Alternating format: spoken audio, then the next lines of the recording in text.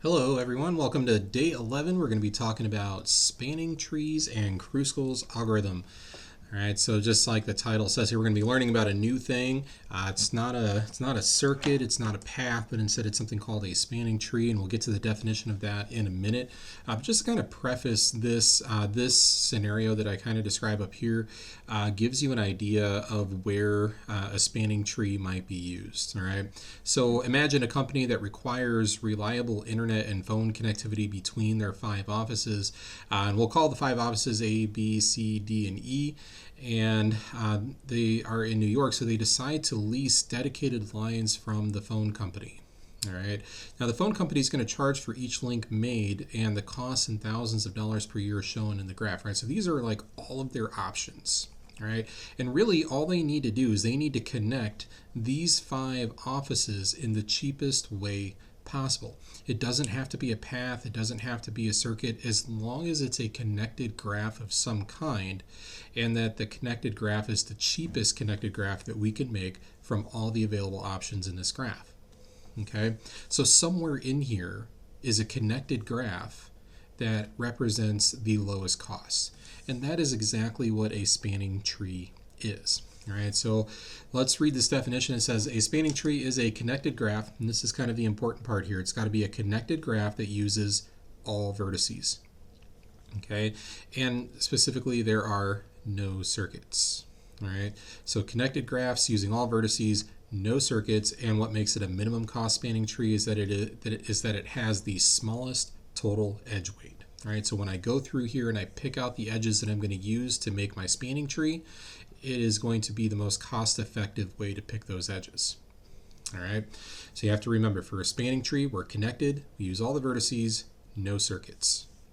All right, so here we go. A little bit different than a circuit or a path, or a Hamilton circuit or a path, or an Euler circuit or a path. All right, we're not trying to do that. We're trying to make a spanning tree, which is a little bit different. All right, so we do have an algorithm, and this is a pretty awesome algorithm right here called Kruskals. And Kruskals is pretty cool because it is optimal and efficient. In other words, it's a really quick algorithm, and it guarantees you'll find the cheapest spanning tree that exists in the graph. All right, so let's run through Kruskals here and see if we can get this to work. All right, so step 1 here says select the cheapest edge, or the cheapest unused edge in the graph. All right, now before I start these problems, what I like to do for Kruskals is I like to come over here and redraw all the vertices, just the vertices.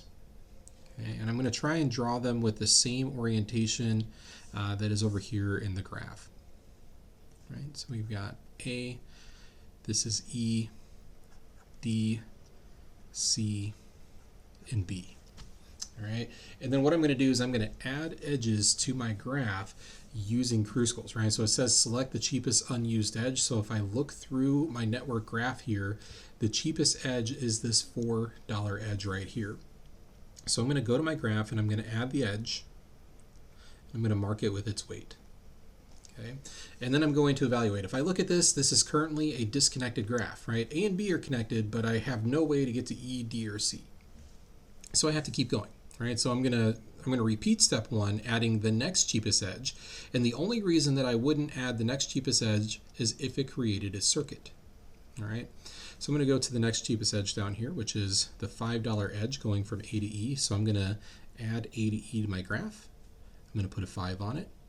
We did not create any circuits, but we still have a disconnected graph, right? So we're connected, we can get from A to B, we can get from A to E, but there's no way to get to D or C. So I'm going to repeat, right? Step 3, I'm going to repeat adding the next cheapest edge. The next cheapest edge would be the $6 edge going from E to B. And if I were to add that to my graph here, that would complete a circuit, and I don't want to do that. So I have to go to the next one. All right, that would be the $7 edge down here from D to C. So I can go ahead and add that edge in. Mark it with the 7. It's still a disconnected graph, right? I have no way to get from vertex A to D or C, so it's still disconnected. So I got to go to the next cheapest edge, which is going to be this $8 edge here going from A to C. And I can add that one and put the 8 on there. And now I'm done because I have created a connected graph that uses all of the vertices. All right, I can now get from A to any other vertex on the graph. So this is a spanning tree, and it is also the cheapest spanning tree that is available in the graph. All right, so out of all these edges, these were the edges that I used, and it is the cheapest way to do it.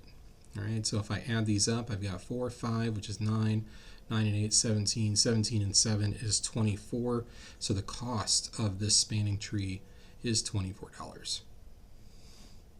Okay. Just some notes before we go on to the next example here. It seems very similar to sorted edges, right? But the big difference here with sorted edges creates a Hamiltonian circuit.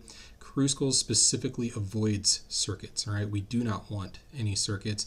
And two, we're also allowed to create degrees of more than 2, right? So like you might have noticed here at vertex A, we have a degree of 3, which is perfectly okay when you're using a spanning tree. All right, so let's go to example 2. A little bit bigger of a graph, but same exact algorithm that we're going to use here. So I'm going to take my time here. I'm going to set up my vertices in the same orientation. Right? Makes it easier if you use the same orientation, but you don't have to. It doesn't really matter where you put the points.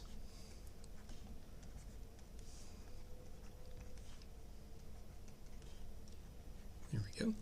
And then I'm just going to run through Kruskals, right? I'm going to add edges by their cost, right? So the cheapest edge in the graph is going from C to D with a cost of 1. And you don't have to worry too much about these edges being perfectly straight. It really doesn't matter if they're straight or not. If you want to use a ruler, that's fine, but you can just freehand it and it'll work out. All right, so I added CD. So we're still disconnected, so I'm going to go to the next cheapest edge. That's going to be E to C. There we go. So that's got a cost of 2, so I'll mark it with a 2.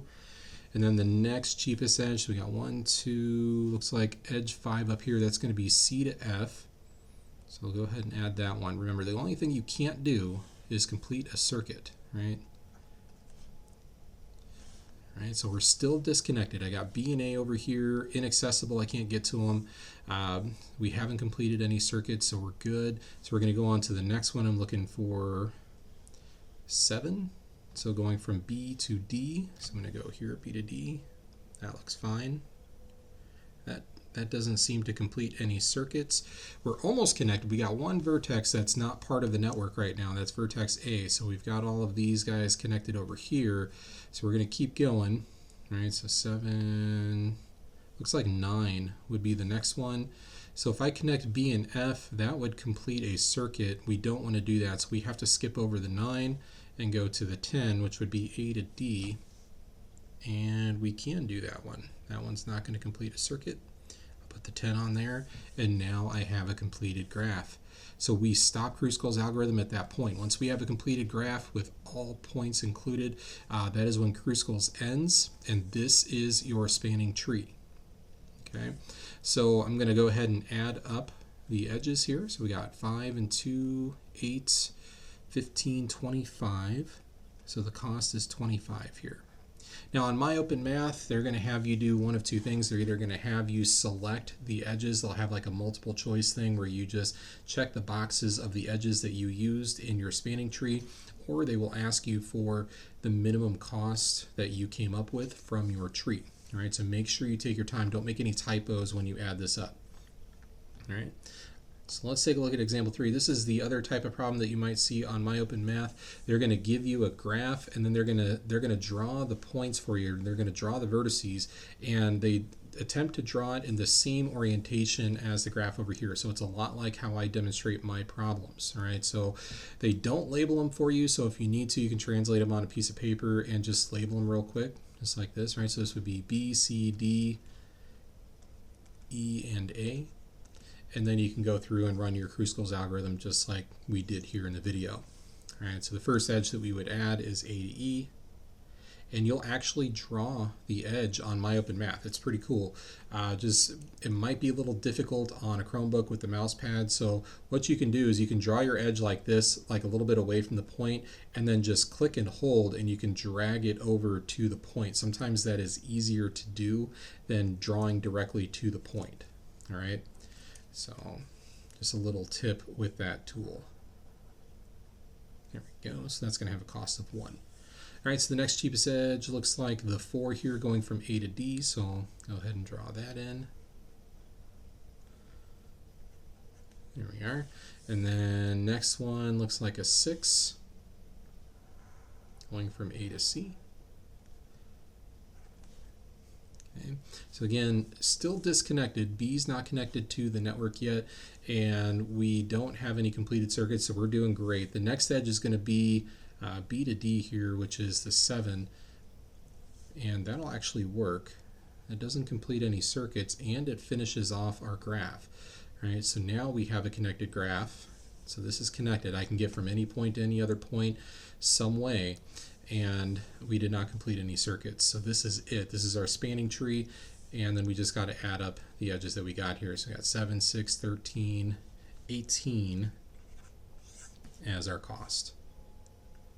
Okay. All right, guys, that's it for today's lesson. Hope you found that helpful. If you have any questions about spanning trees, make sure you let me know in the Zoom chat. Have a great day.